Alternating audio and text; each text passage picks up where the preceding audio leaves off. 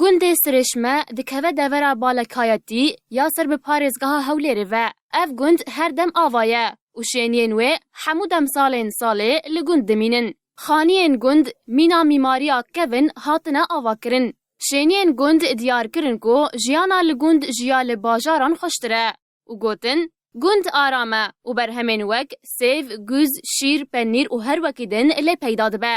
Bi vê yekê pêwîstiya me bi berhemên bazarê namîne. Helmet Elî wiha behsa jiyana gund kir. Em li gund bihar û havînan bi karê çandiniyê ve mijûl dibin. Zivistanan jî rûnişîne û serdana hev dikin. Her şev diçin malekê û heta derengiya şevê bilîstik û şevbêrkan dema xwe derbas dikin. شەویە لە خراپبینەوە بە دۆمینایی و بە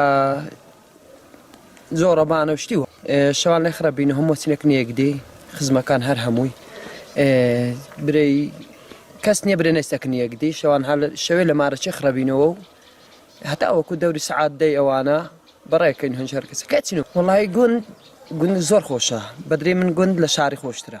Li gund welatî sibaha zûra dibin, diçin nava sawalên xwe û êm dikin. Piştre tên sobeyên xwe pê dixin û piştî taştê diçin ser karê xwe. خەریشی ئەو مالیاتی وەراوەشتوینە گیان شتیان نەدەین ئەوها چێستا لەمان ڕائوەستین و ڕۆژێ و پشتی دوایشە چینە بە سۆبەی گەرمەکەین دائنیشین هاویناش لە پای هاوینە تەماتاکەین هاوینە خەریشی گەرمینە خەریشی ئەو شتانە ئامادەین دۆستانێ ئێرە گوندان ئەو هەیە. Welatiyên gund gotin tevî ku zivistanek dijwar heye yek bermîl neft nedane wan. Gundê sirêşme yek ji gundên xweşik ên balekayetî ye.